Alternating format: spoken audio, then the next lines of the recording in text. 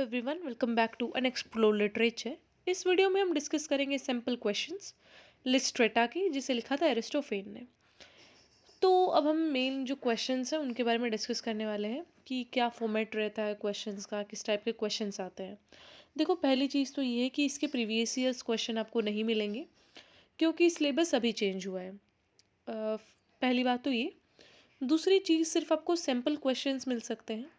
कोई ऐसा very important important ये ऐसी नाम की कुछ चीज़ होती नहीं है इंग्लिश ऑनर्स में। बस आपको ये होता है कि भाई हाँ, इस टाइप के आते हैं। आप समझ रहे हैं ना, एक सैम्पल टाइप का चीज़ कि भाई ये क्वेश्चन नहीं आया तो इस तरह का एक और क्वेश्चन आ जाएगा। दूसरी चीज़ ये थी। तीसरी बात ये है कि मैंने पहला ये अपलोड करा है अभी, लिस्ट्रेटा वाला। आपका रिस्पॉन्स मैटर करेगा कि मैं चैप्टर वाइज एक रीडिंग वाइज अलग अलग ऐसी वीडियो डालूं या ना डालूं, तो वो आपके रिस्पॉन्स पे मैटर करता है। तो अब आपका ज़्यादा टाइम ना वेस्ट करते हुए सीधा क्वेश्चंस को देखते हैं। सबसे पहला क्वेश्चन है, discuss the theme of sex in Lysistrata. तो देखो, अब थीम आ सकता है कोई भी। यहाँ पे सेक्स का बहुत ज़्यादा सा मेजर थीम था, इसलिए मैंने वो लिया। तो थीम्स तो तुम पढ़ के जाया ही करो। तो इसमें आप बता सकते हैं कि कैसे उन्होंने पूरे वॉर को ही रुकवा दिया इस चीज़ के बेस पे। इस बारे में आप डिस्कस करेंगे इसमें। सेकंड क्वेश्चन है, करेक्टर स्केच ऑफ लिस्ट्राटा। तो अब लिस्ट्राटा कौन है? एक प्रोटेगनिस्ट है, वो इस स्टोरी की हीरोइन है। तो उनके बारे में आपको कुछ ऐसा मेजर से पॉइंट याद कर लेने। देखो क्या करना होता है, 4-5 एडजेक्टिव याद कर लो कि भाई सबसे पहले तो वो हेरोइक करेक्टर थी। ऐसा हेरोइक करेक्टर लिख के अरिस्टोटल वाली रीडिंग पे पहुंच जाओ, जो कि आपने वीडियो देखा भी होगा, मैंने डाला है अभी पोएटिक्स वाला। तो वहाँ से हीरोइक की डेफिनेशन उठाओ। ये होता है अच्छा आंसर राइटिंग का तरीका। वैसे I should make a video for that, बिल्कुल प्रॉपर, जिसमें मैं एक पूरा आंसर फ्रेमिंग दिखाऊं। Okay, do comment that, I will do that. तो एक बार वो देखना। तो उसमें क्या करना है, तुम वहाँ से डेफिनेशन शेप दो यहाँ पे, जिससे तुम एक अपना पॉइंट को एलेबोरेट कर पाओगे कि भाई हाँ, मेरी ये हीरोइन है स्टोरी की, और ये हीरोइन है इसलिए क्योंकि एरिस्टोटल बोलता है हीरोइन या फिर हीरो स्टोरी का वो होता है जिसके अंदर ये करेक्टर्स हैं। तो इस तरीके से आप इसको लिख सकते हैं और कुछ एडजेक्टिव्स डाल दो अपना, उनको एक्सप्लेन कर दो। कुछ आप सीन्स डाल सकते हैं कि भाई यहाँ पे इसने ये करा था, जब और ये कर रहे थे वो उसने अलग काम ये करा था।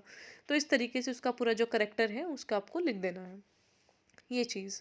फिर आता है तीसरा क्वेश्चन, जिसमें कोई स्टेटमेंट दे दी जाएगी, जैसे कि ये है, the only person who can bring about a true reconciliation discuss the statement relating with ancient Greek theatre. अब ये रिकन्सिलिएशन क्या था? यहाँ पे क्या हुआ था, जब लिस्ट्रेटा और ये सारे लोग एक्रोपोलिस के सामने खड़े थे, वहाँ पे क्या हुआ, एक औरत आती है जो कि नेकेड थी। उसको लिस्ट्रेटा ने नाम दिया रिकन्साइलेशन। तो ये चीज़ रहा। अब वो जो औरत थी, वो क्या था, एक स्ट्रेटेजिक मूव था लिस्ट्रेटा का, कि उसको ऐसे प्रेजेंट करूँगी कि ये जो सारे लोग हैं वो डिस्ट्रैक्ट हो जाएंगे।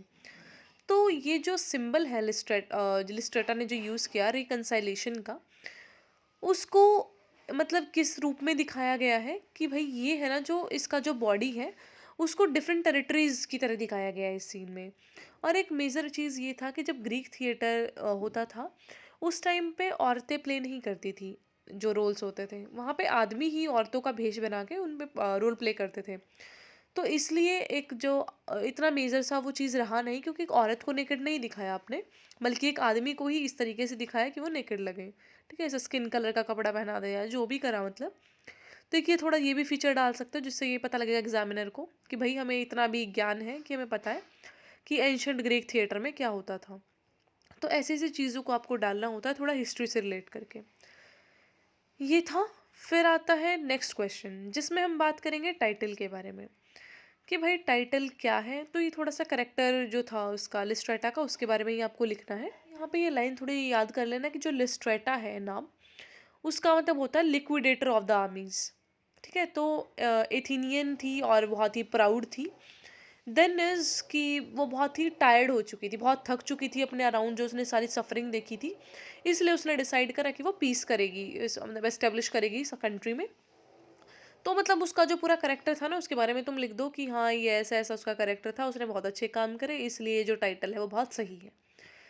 तो इसमें जो ये नाम है लिस्ट्रेटा, वो रेजोनेट करता है, मतलब वो सिमिलर साउंड करता है लिजमैक के, जो कि कौन थी, लिक्विडेटर ऑफ बैटल्स थी। तो ये हाईएस्ट प्रिस्टेस थी, मतलब एक प्रिस्टेस थी बहुत ही हाई दर्जे की एथेंस टेम्पल में, जिसको विजिबल फिगर माना जाता था, मतलब कि बहुत ही इंपॉर्टेंट फिगर थी, तो उसके नाम से थोड़ा सा मिला के इसका नाम दिया गया है कि इसने भी उसी तरीके का काम किया, इसलिए शी इज़ इम्पॉर्टेंट। और प्ले के बिगिनिंग में भी जो लिस्ट्रेटा है is waiting for all the women, और फिर वो सारे जो ग्रीस की औरतें हैं उनके लिए वेट कर रही थी। मतलब जिस तरीके का उसका एक फोर्स रहा था, एक इतना एक्टिव फोर्स उसने प्ले किया सारी औरतों को इकट्ठा लाने में और इस पूरे रेवोल्यूशन को एक अंजाम देने में। तो उसके बारे में आपको लिखना है कि भाई इसने ये काम किया, ये इंपॉर्टेंट थी, इसलिए टाइटल भी जो प्ले का है वो सही है। एंड जो भी टाइटल दिया गया है वो करेक्टली एक्सप्लेन करता है पूरे प्ले की सिचुएशन को। ये आपको बताना है इस टाइटल वाली चीज़ में। फिर अगला क्वेश्चन आता है कि जो कॉरस था, इस वाले प्ले में दो दो कॉरस हैं। एक है 12 औरतों का और एक दूसरा कॉरस है 12 मेल्स का। ठीक है, तो यहाँ पे मे बी आपसे एक क्वेश्चन पूछ लिया जाए कि ये दो दो कॉरस का क्या इंपॉर्टेंस है, और एरिस्टोफेंस थे वो क्या दिखाना चाहते थे इससे, मतलब क्या इंपॉर्टेंस है इन दोनों कोरस का, इसके बारे में थोड़ा सा पहले सोच के जाना, विच मे और may not be important in the paper. देखो चीज़ क्या रहती है, अब आप ये ना क्वेश्चंस वो पेपर में आ रहा है नहीं आ रहा है उसका इंपॉर्टेंस नहीं होता, इंपॉर्टेंस होता है कि आपके पास पॉइंट है कुछ लिखने के लिए।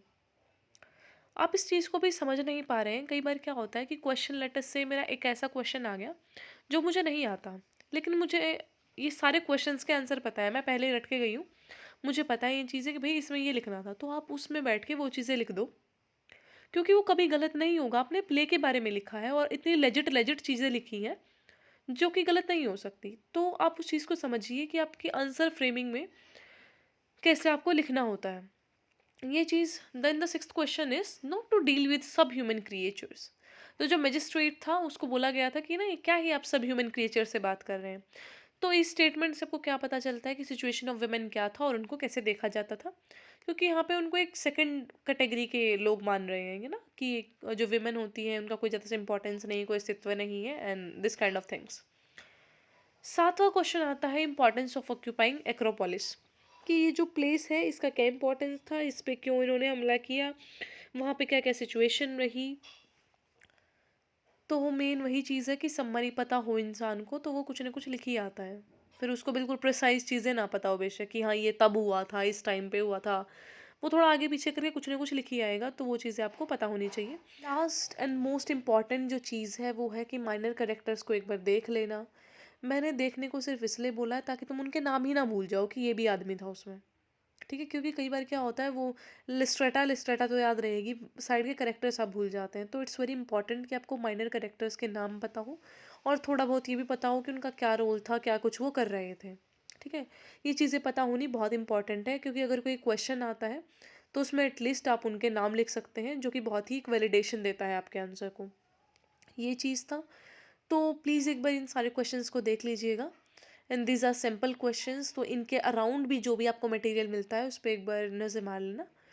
ये चीज़ था, और जिसका सिलेबस कंप्लीट हो गया है, एक तो वो लोग हैं जिन्होंने कुछ पढ़ा ही नहीं है तो वो इसको देख ले, इन क्वेश्चंस को पढ़ लेना, तुम्हारा हो जाएगा लिस्ट्रेटा वाला पोर्शन।